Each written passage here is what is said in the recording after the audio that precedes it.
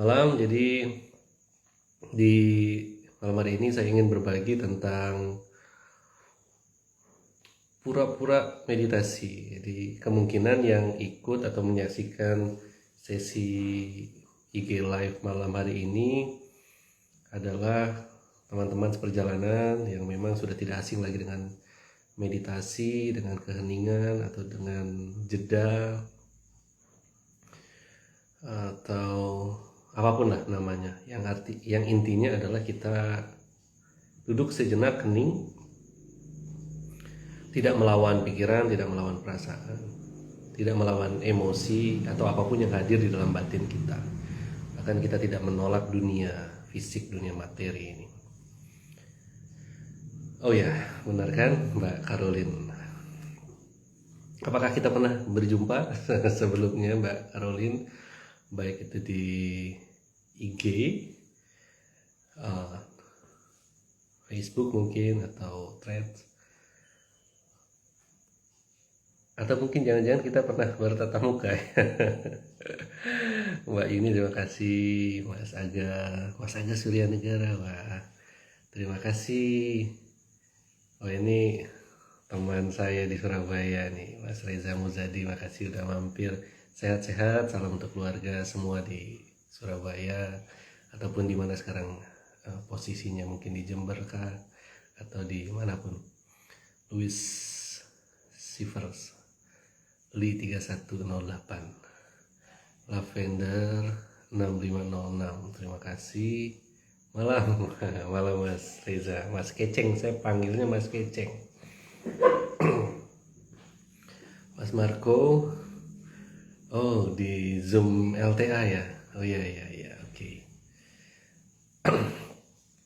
Kalau ikut LTA eh, biasanya sedikit banyak mungkin tahu apa yang saya biasa bagikan itu terkait dengan jeda. Dan pendekatan jeda yang saya bagikan dan saya latih hingga saat ini adalah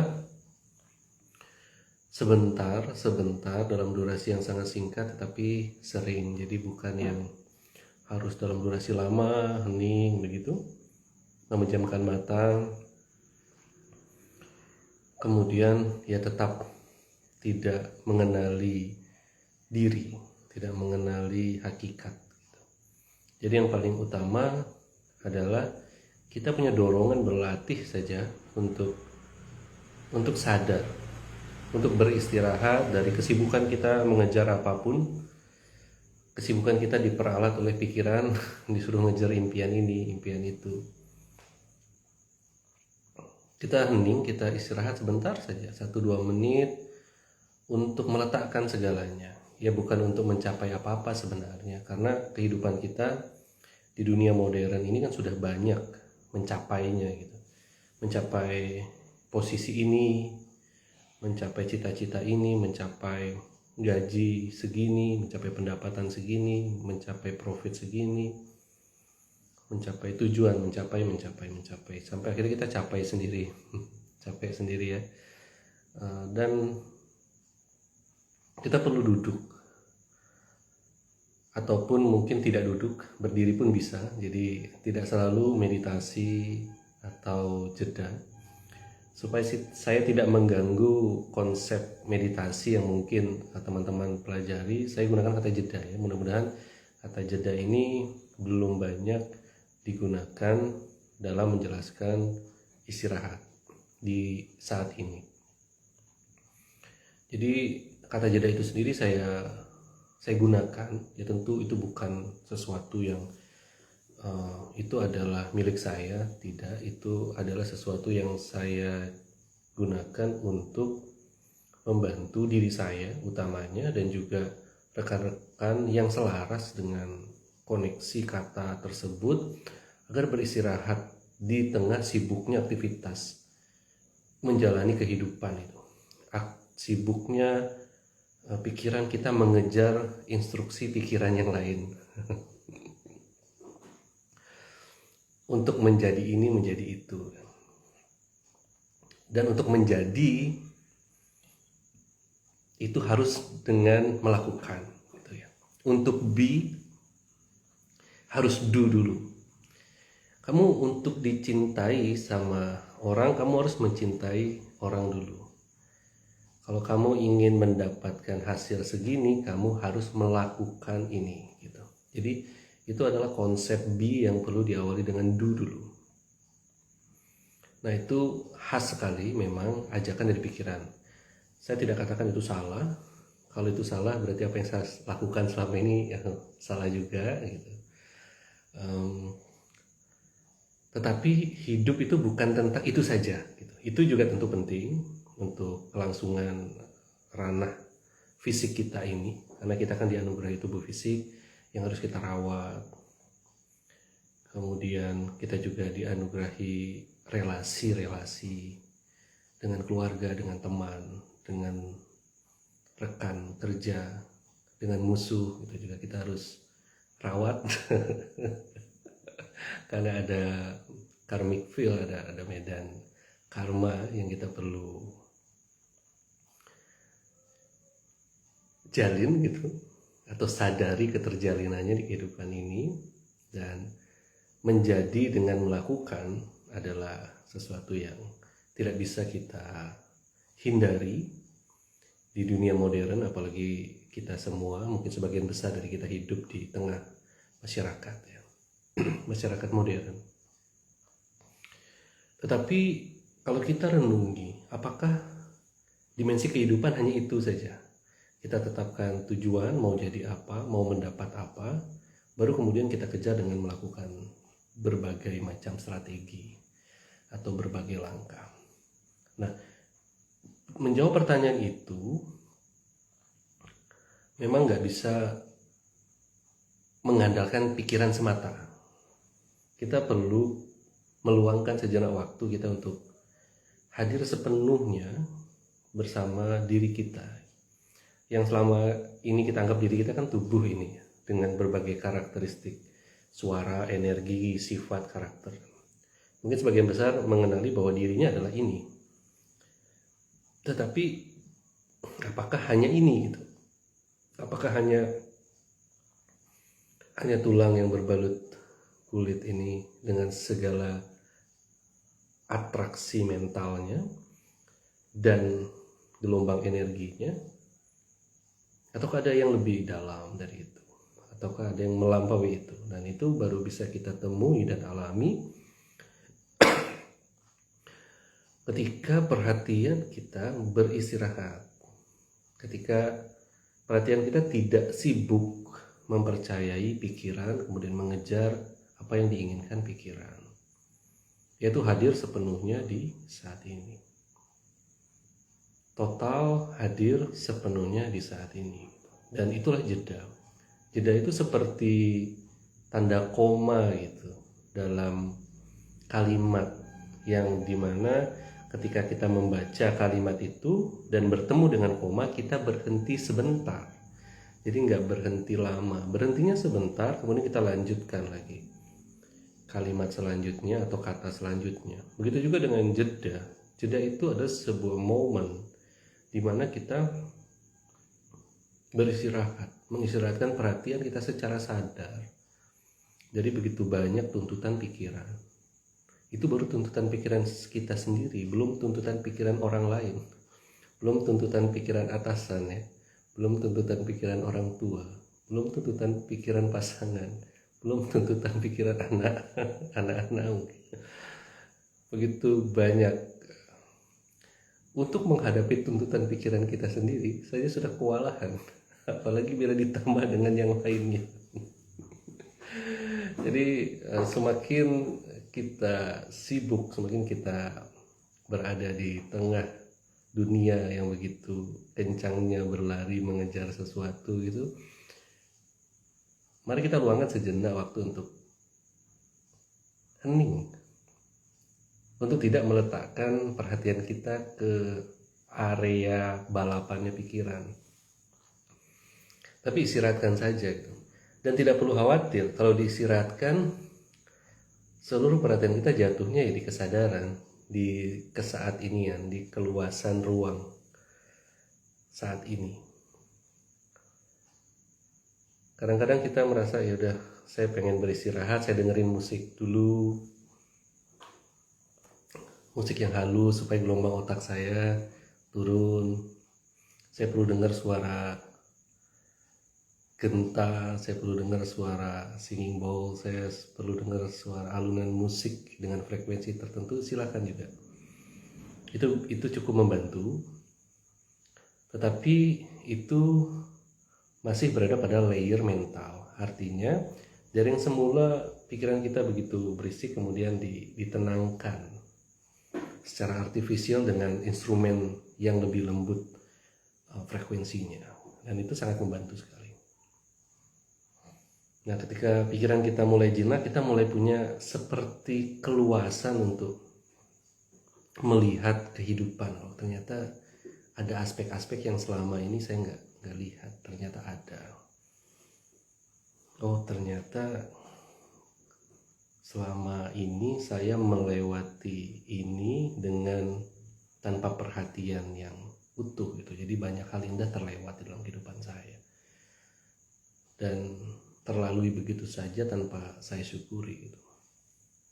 Jadi kalau kita punya ruang yang cukup luas, kita jadi punya kapasitas untuk melihat, oh iya, selama ini karena pikiran saya hanya tertuju pada 1-2 aspek yang dianggapnya bisa membawa kebahagiaan, akhirnya saya terlewatkan hal-hal atau peristiwa atau kejadian yang sebenarnya sangat pantas untuk disyukuri, tetapi tidak saya bisa nikmati karena terlewat oleh perhatian saya.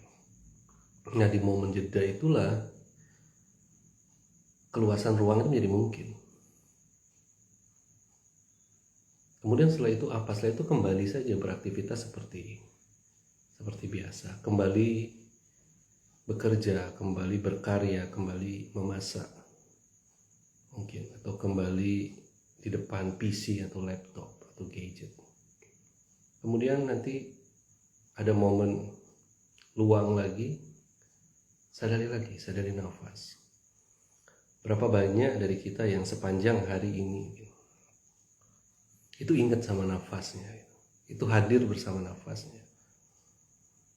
Ia tahu saya hadir bersama nafas, tetapi siapa yang betul-betul bisa merasakan dan menikmati kehadiran arus nafasnya sendiri. Coba sekarang di momen saat ini teman-teman rasakan dinginnya atau sejuknya nafas yang masuk dan keluarnya atau hangatnya nafas yang keluar melalui hidung kita. Mari kita lakukan bersama yuk.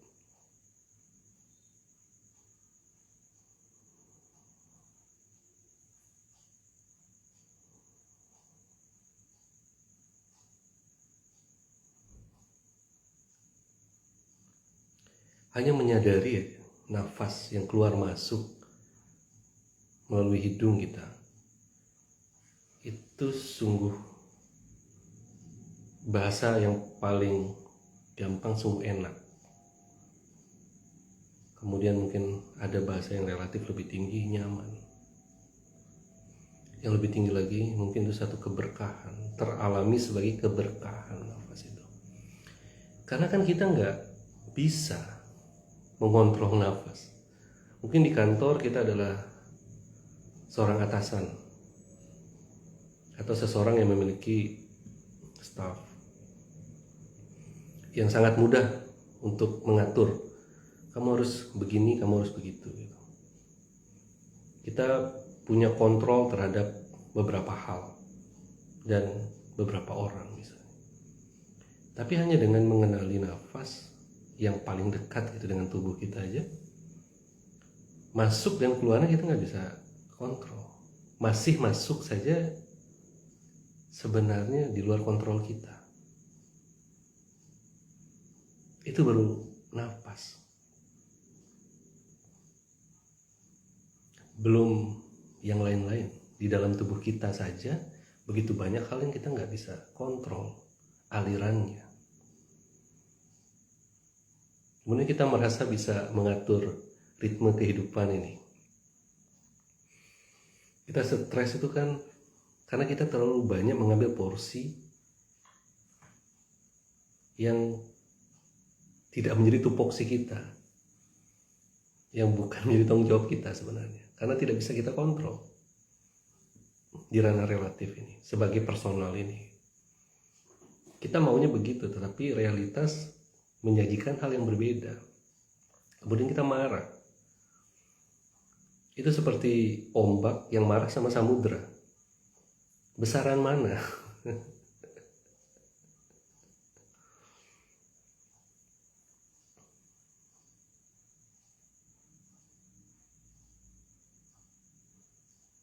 Jadi di tengah kesibukan kita, saya mengajak diri saya sendiri dan juga rekan-rekan yang selaras dengan jeda untuk senantiasa hadir di momen kini sesering mungkin. Karena kita sudah cukup sering hadir di masa lalu dan masa depan yang menciptakan begitu banyak ketidakseimbangan, baik di ranah fisik maupun di ranah mental. Masalah kesehatan kita itu kan acap kali karena perhatian kita tidak seimbang, terlalu dominan ke masa lalu, memikirkan hal-hal yang sudah berlalu, sudah nggak bisa diubah kejadiannya, atau terlalu menggenggam masa depan yang itu belum pasti terjadi demikian adanya, atau bahkan bisa saja tidak terjadi. Jadi ketidakseimbangan inilah yang seringkali berhasil membuat disharmoni tubuh dan mental kita. Oleh karenanya kita perlu jeda, kita perlu istirahat, yang artinya hadir di momen kini. Apa yang ada semula perhatiannya di masa lalu kita bawa ke saat ini. Ketika kita terlalu menggenggam harapan, cita-cita, dan impian, kita bawa perlahan ke saat ini. Kita tidak memusuhi kok masa lalu. Kita juga tidak anti terhadap memikirkan masa depan, enggak. Tetapi hadir di saat ini itu hadir bersama realitas. Hadir bersama pada apa yang benar-benar nyata. Apa yang menjadi kenyataan.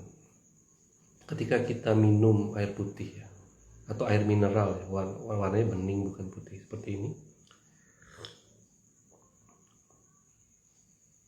Ya kita minum air mineral.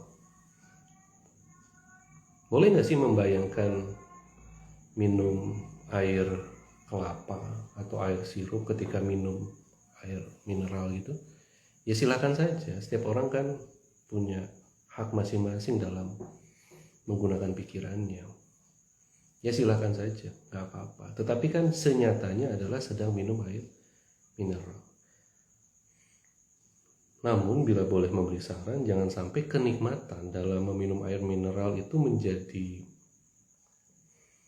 tidak maksimal, tidak optimal, karena pikiran terlalu sibuk membayangkan air kelapa. Pikiran tentang air kelapa itu ada, nyata, tetapi kenyataannya adalah air mineral. Apa yang hadir di saat ini itulah kenyataannya. Perkara apa yang hadir hanya di pikiran kita itu nyata namun masih belum kenyataan, atau bisa jadi itu bukanlah kenyataan atau ilusi. Sehingga pilihan menjadi ada di dalam diri kita masing-masing. Mau hadir sepenuhnya untuk bisa bukan hanya mencecap rasa dari air yang diminum, tetapi mencecap kedamaian karena perhatian berpijak pada kenyataan. Kita tuh menderita karena perhatian kita tidak dominan berada pada realita. Masih nyangkut terlalu kuat di masa lalu ataupun di masa depan. Yang kalau disingkat masih begitu nempel sama pikiran. Pikiran bisa membuat rasa senang muncul, bisa. Kita menetapkan tujuan, menetapkan goal, kemudian kita atur strateginya untuk mencapai goal itu. Ketika sampai, senang kok, puas kok, bangga kok. Tetapi sebagaimana arus rasa, dia juga sementara. Nanti akan ada lagi perlombaan yang dibuat oleh pikiran, yang disiarati oleh pikiran supaya kita merasa senang lagi. Diikuti lagi, diatur strateginya. Tapi kalau nggak sampai, nanti kita sedih, kecewa, marah, jengkel, dan lain sebagainya. Kemudian dimanipulasi lagi, disuruh ngejar ini, disuruh ngejar itu. Boleh nggak? Silahkan, boleh. Tetapi sekarang, maukah kita hidup dengan model yang seperti itu? Meraih impian, kalau tidak dapat sedih, kalau dapat senang, kemudian tidak akan berhenti, terus berputar seperti itu dengan tangga yang lebih tinggi lagi. Maukah kita hidup itu hanya ngejar-ngejar apa yang dibentuk oleh pikiran kita sebagai satu standar atau syarat kebahagiaan yang sebenarnya adalah hanya rasa senang, hanya rasa puas, hanya rasa bangga yang egosentris, yang berpusat pada diri yang personal. Sudah berpuluh-puluh tahun, pernahkah terbersit di dalam pikiran, masa kebahagiaan itu sepermukaan ini sih gitu. Masa kedamaian itu sebegininya, harus berusaha keras dulu baru mencapai, harus do dulu baru be. Ada nggak sih dimensi hidup yang just be, hanya hadir aja? Nah, jawaban dari pertanyaan itu hanya bisa kita temui di dalam perenungan atau investigasi ke dalam batin, yang itu bisa dilakukan bila kita mengambil sejenak waktu untuk beristirahat di momen saat ini, berjeda atau meditasi. Namun bila di dalam meditasi juga kita masih berusaha untuk mengejar sesuatu, yaitu juga belum meditasi. Kalau di dunia material ini, di dunia fisik ini, anggaplah kita mengejarnya sesuatu yang objektif. Misalnya saya suka sama cewek itu atau perempuan itu, saya harus kejar, saya harus dapat. Saya suka dengan mobil warna ini, saya harus berusaha menabung kemudian membeli. Saya suka dengan rumah ini, jadi saya harus berusaha supaya saya suatu saat nanti bisa membelinya. Di dunia fisik kita mengejar yang fisik. Tetapi kalau kita lakukan di ranah meditasi juga, di ranah batin, mungkin tidak terlalu fisik. Artinya kita mengejar misalkan rasa senang. Saya pengen punya rasa senang. Saya ingin punya rasa damai. Saya ingin tenang. Nah, berlarinya belum berhenti, hanya pura-pura berhenti, hanya tidak terlihat di dunia fisik, tetapi ternyata pelarian itu berpindah di dunia mental.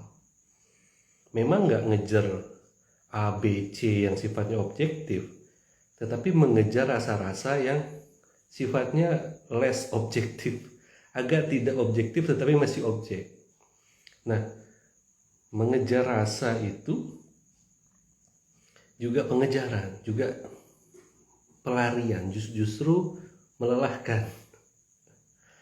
Ya kalau dapat, kalau nggak dapat, kalaupun dapat apakah bisa terus digenggam? Kan setiap aliran rasa itu namanya juga aliran atau arus, dia terus move, bergerak. Nggak bisa yang kita genggam, semakin menggenggam semakin menderita. Semakin menuntut, menyalahkan, karena rasanya hilang. Ya memang secara alamiah rasa itu bergerak gitu. Hanya karena rasa cintanya yang menggebu itu sudah berlalu, kita marah sama orang tersebut. Kamu sudah nggak secinta dulu, kamu sudah tidak seperhatian dulu. Namanya juga rasa.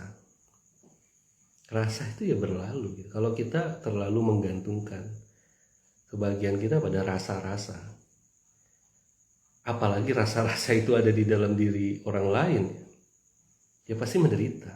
Jangankan di dalam diri orang lain, kita menggantungkan kebahagiaan kita pada rasa yang ada di dalam diri kita aja udah berpotensi sangat besar untuk menghasilkan penderitaan.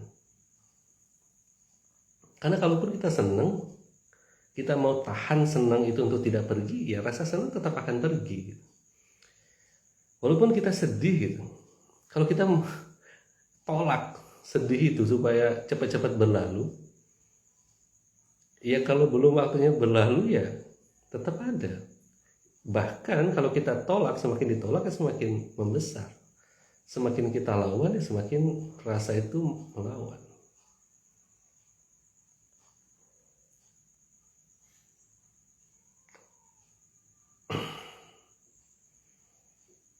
Semakin kita genggam, pengen genggam, pasti semakin cepat hilang. Tapi kalau kita hadir sebagai keterbukaan yang lapang bagi semua rasa gitu, tanpa terlalu banyak menilai bahwa ini rasa senang itu positif, rasa sedih itu negatif, justru di keluasan itulah kedamaian, kebahagiaan terkenali, teralami. Itulah meditasi, itulah jeda. Hadir sebagai keluasan saat ini, bukan hadir sebagai sosok di saat ini. Kalau kita masih hadir sebagai sosok, sebagai orang, sebagai person, sebagai seseorang yang punya personalitas tertentu di saat ini,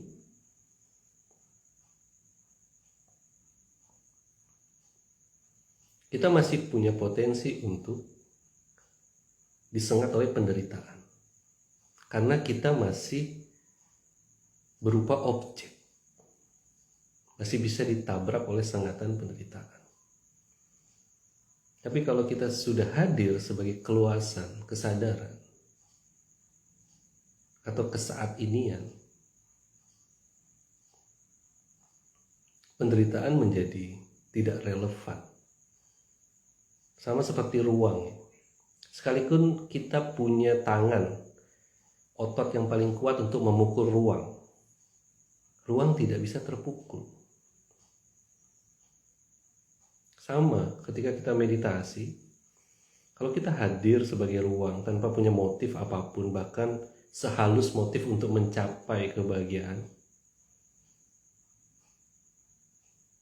arus perasaan apapun gak bisa menabrak ruang. Tapi kalau kita masih menjadi personal yang punya motif, saya ingin mencapai ini, mencapai itu, punya ini, punya itu, memiliki ini, dan gak mau itu, ya akan rentan juga disengat oleh penderitaan. Karena masih personal. Apakah gak boleh? Iya, tentu saya tidak bisa melarang. Bahkan itu adalah step, bahkan itu adalah fase yang perlu dilalui sampai kita betul-betul mengenali meditasi atau jeda itu sendiri. Jadi pura-pura meditasi di dalam konteks sesi malam ini itu bukan sesuatu yang ini salah gitu. Bukan sesuatu yang tidak boleh dilakukan. Bukan. Masa saya nggak boleh duduk hening gitu sambil dengerin musik dengan frekuensi tertentu? Silakan. Masa nggak boleh sih dengan aroma tertentu? Silakan. Tetapi teruslah melangkah, teruslah bertumbuh gitu. Sebagai kesadaran bahwa meditasi adalah tentang mengenali siapa yang bermeditasi.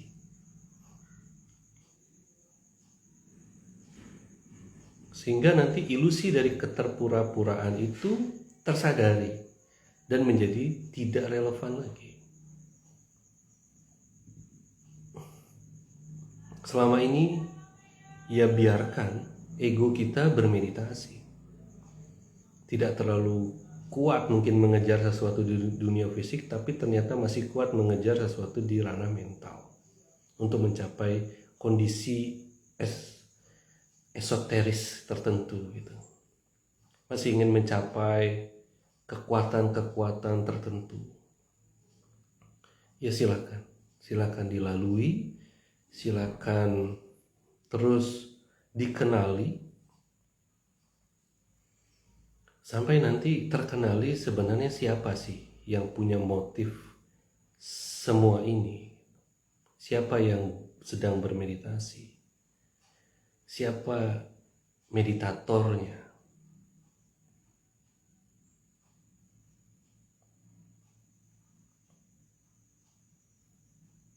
Sehingga kita tidak berpindah dari pelarian di dunia fisik ke pelarian di dunia mental. Hanya mengubah arena berlarinya saja. Tidak mengejar lagi sesuatu yang objektif, malah justru mengejar sesuatu yang less objektif atau tidak terlalu objektif sifatnya, yaitu rasa-rasa tertentu, energi-energi tertentu, cahaya-cahaya tertentu, atau apapun. Lebih halus dari ranah fisik.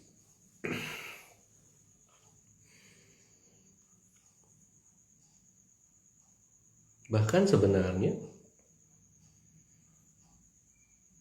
terlihat mengejar sesuatu di ranah fisik belum tentu batinnya tidak meditatif. Bisa jadi justru batinnya hadir sebagai kesadaran dan melakukan yang terbaik di dunia fisik ini, yang didorong oleh kebijaksanaan. Berkarya, bekerja secara total sesuai dengan versi terbaik, mendapatkan sesuatu untuk kebutuhan, untuk memenuhi keinginan diri sendiri, keluarga.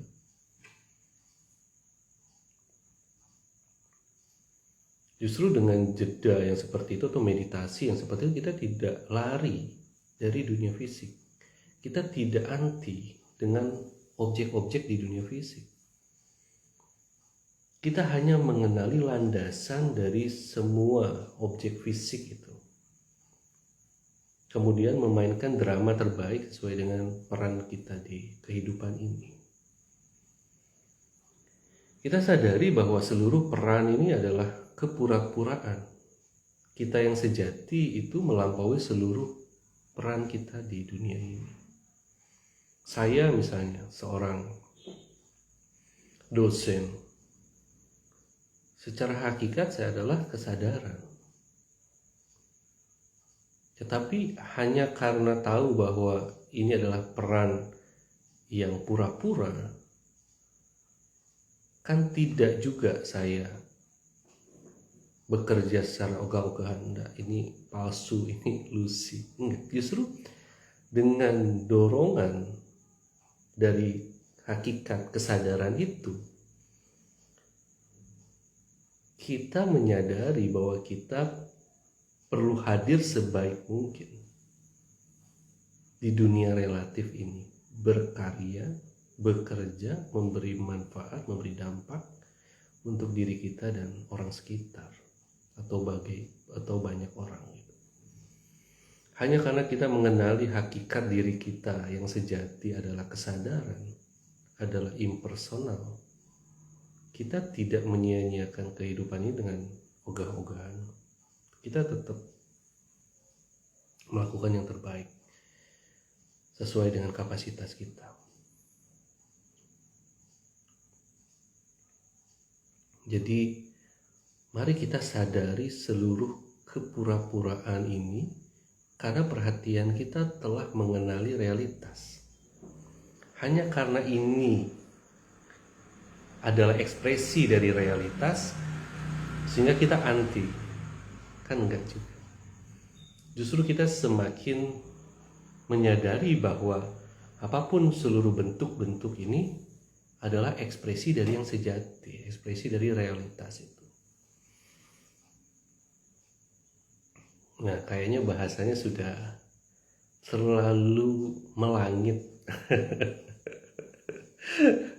Jadi nanti banyak yang bingung.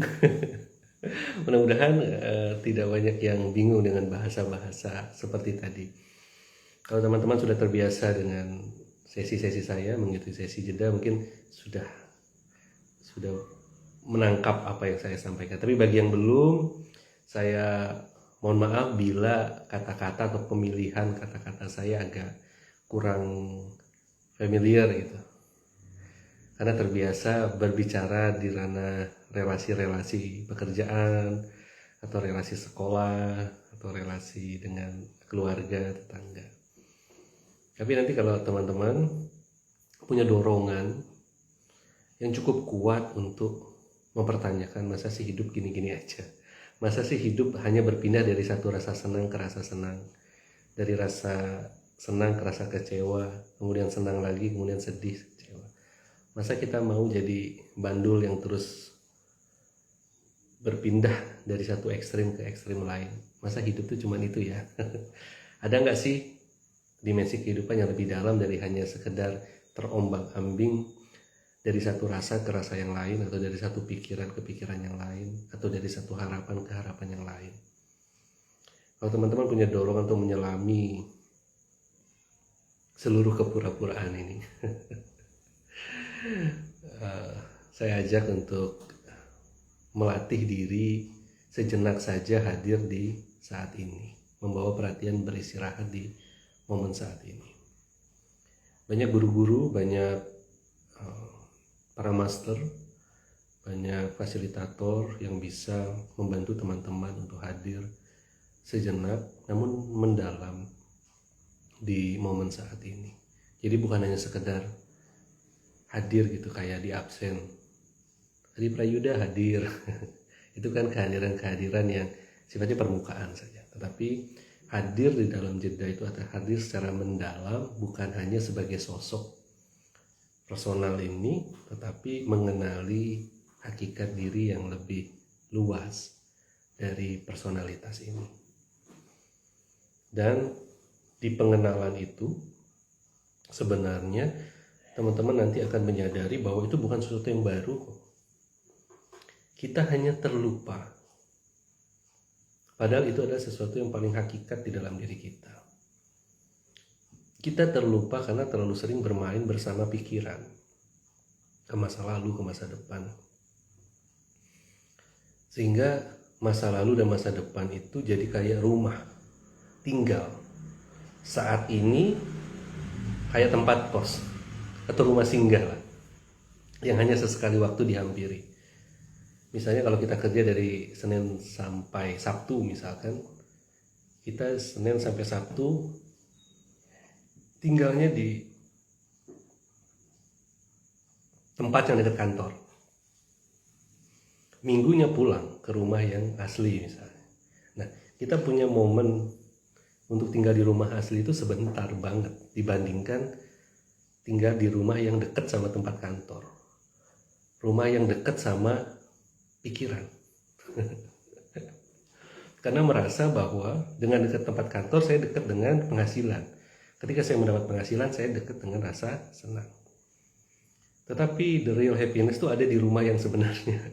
Ini metafor ya, teman-teman. Nggak harus abis ini saya harus tinggal di rumah yang asli.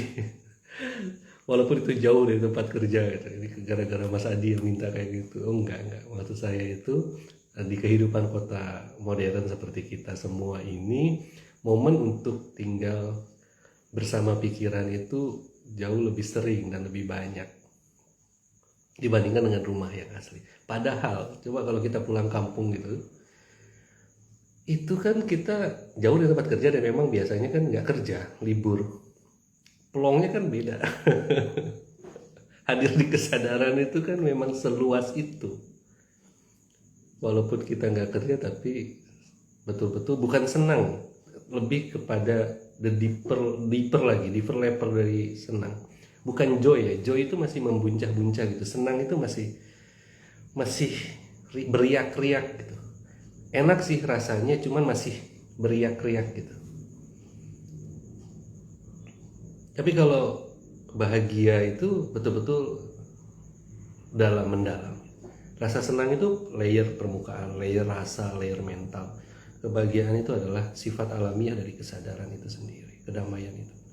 Bahkan ketika kita sedih pun, kalau kita mengenali hakikat, di situ ada keluasan yang memungkinkan kita menyentuh kebahagiaan. Jadi kebahagiaan bukan musuhnya rasa sedih, bukan. Kebahagiaan juga bukan teman dekatnya rasa senang, enggak. Kebahagiaan adalah menaungi semua rasa. Landasan yang tak berdasar yang menaungi semua rasa, itu kebahagiaan. Jadi dia bukan musuhnya rasa senang, bukan musuhnya rasa takut. Oh, saya sedih, dan untuk mencapai kebahagiaan saya harus melawan rasa sedih. Justru dengan melawan rasa sedih kita tambah sedih, kita tambah menderita. Justru dengan mengenali bahwa hakikat atau landasan yang menaungi rasa sedih ini adalah keluasan kesadaran, yang bila dikenali lagi secara lebih mendalam, sifat alamiahnya adalah kedamaian.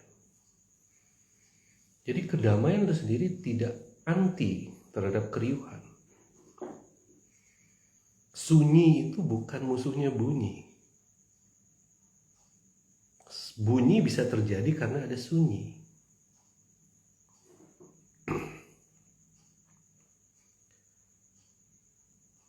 Ya, mudah-mudahan bisa dipahami ya. Mudah-mudahan bisa dipahami. Kalau tidak ada sunyi, tidak ada bunyi yang bisa muncul. Semua bunyi bersumber dari sunyi. Semua rasa bersumber dari kebahagiaan. Sehingga dengan melawan bunyi, kita tidak akan pernah bisa mengenali hakikat dari bunyi itu yang adalah sunyi. Dengan melawan rasa marah, rasa sedih, rasa kecewa, kita kehilangan kesempatan untuk mengenali bahan dasar dari rasa itu.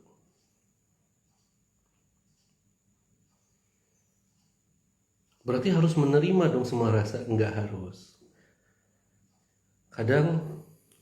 Bukan kadang sih, sering yang protes. Ya nggak bisa lah diterima. Gimana bisa menerima perlakuan yang seperti itu yang membuat saya marah, dongkol, dendam? Iya, tidak perlu dulu melangkah untuk menerima. Karena biasanya ucapan seperti itu yang ditangkap, dianggapnya sebagai menerima, artinya diterima oleh pikiran. Pikiran nggak pernah bisa benar-benar menerima. Pikiran itu cuma bisa pura-pura menerima, karena selalu ada syarat dan ketentuan yang berlaku. Saya bisa menerima kamu kalau ini, banyak syaratnya. Tapi kalau kesadaran, penerimaannya bukan karena syarat, tetapi karena memang sifat alamiahnya adalah menerima. Sama seperti ruang. Ruang dikasih parfum, aroma lavender gitu. Dikasih aroma kentut, kan tetap jadi ruang, ya kan? Tetap ruang gitu. Nggak protes juga, nggak memuji juga. Dikasih aroma yang menurut kita wangi. Yang muji paling orang di sebelah kita kalau memang suka dengan aroma itu. Dan yang marah-marah paling orang di sekitar kita yang kena aroma kentut. Tapi ruang itu sendiri, sehingga banyak kesalahan penafsiran dari menerima di dalam meditasi itu menerima yang oke, sekarang saya perlu terima, saya paksakan diri saya untuk menerima rasa sedih. Ya bukan itu. Itu justru sangat pura-pura. Penerimaan adalah karena perhatian kita hadir, tidak menolak rasa apapun yang sedang mampir, kemudian mengenali landasan yang selalu ada, yaitu kesadaran. Di sanalah kita baru akan memahami apa sih itu penerimaan. Di sana ketika sebagian besar perhatian kita hadir sebagai ruang kesadaran. Tapi kalau masih hadir sebagai personal, masih cukup sulit untuk menerima apa yang dimaksud penerimaan di dalam meditasi. Pasti yang ditangkap adalah penerimaan mental, yang itu punya syarat tertentu, dan itu tidak mudah. Jadi mulailah berlatih meditasi bukan dari menerima apa yang belum bisa diterima, tetapi hadir dulu di saat ini. Nanti biarlah latihan itu bertumbuh, berkembang, menjadi tersentuhnya penerimaan yang sangat mendasar dari kesadaran itu. Sehingga dari sanalah kita baru bisa memahami, oh ini dia, the real acceptance atau the radical acceptance. Penerimaan yang melampaui penerimaan yang bisa dilakukan oleh ego kita. Penerimaan ego itu kan penerimaan karena kita sudah senang. Kita dikasih kado yang kita suka, kita terima, kita senang, kita disetujui proposalnya, rasa cinta kita diterima kan senang. Yes, ya seperti itu penerimaannya ego kita. Tapi kalau mau melatih ego kita untuk berusaha menerima yang tidak dia suka, pasti ada resistensi di belakangnya, walaupun di depannya mungkin bisa senyum-senyum gitu. Tapi itu senyum yang pura-pura. Nah, kepura-puraan ini gak boleh dilakukan kah? Bukan boleh tidak boleh sebenarnya dilakukan. Pertanyaannya, maukah disadari atau dikenali sebagai memang kepura-puraan dari konstruksi mental, pikiran, perasaan yang kita namai ego. Berarti ego ini musuh? Bukan. Ego ini konstruksi arus mental yang membentuk citra tertentu yang itu seolah-olah diri kita. Yang di dalam jeda kita tidak lawan, tapi kita lihat dengan lebih jernih.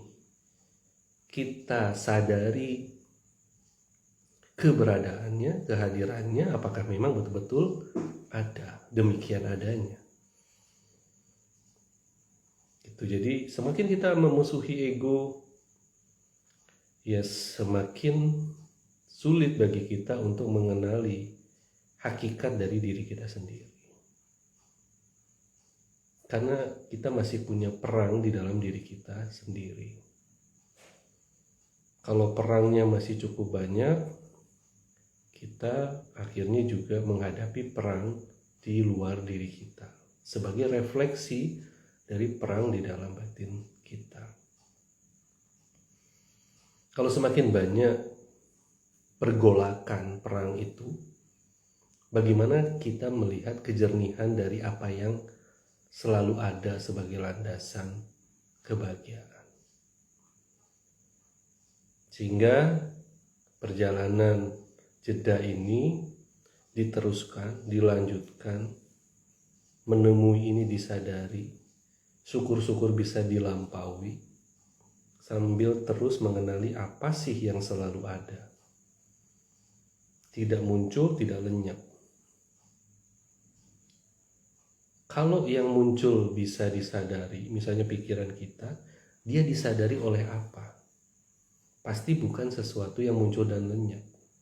Karena selain bisa menyadari pikiran yang muncul, ternyata bisa juga menyadari pikiran yang hadir dan tenggelam.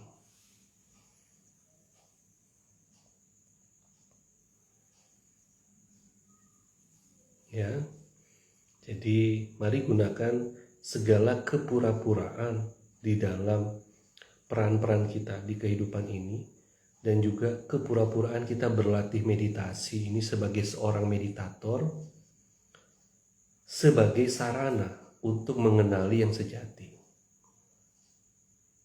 Kita tidak anti terhadap semua drama ini, tetapi mari gunakan segala ilusi ini sebagai bagian untuk semakin jernih mengenali apa yang menjadi hakikat.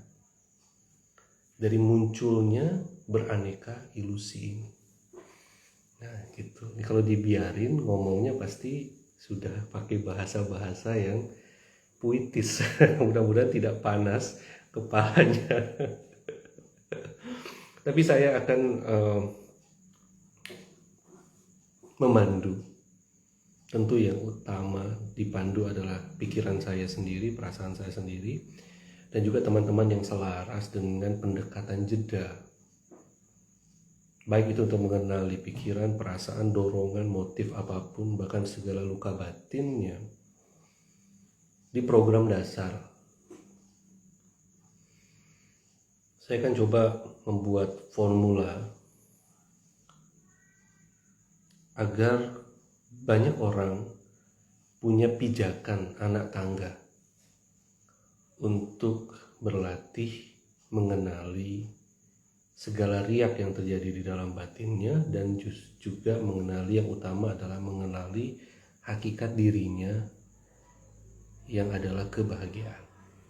Dan sesi jeda dasar ini akan berlangsung di bulan depan, bulan Agustus, selama 3 pertemuan, 1 minggu 1 kali pertemuan, dan itu tentu ada latihannya.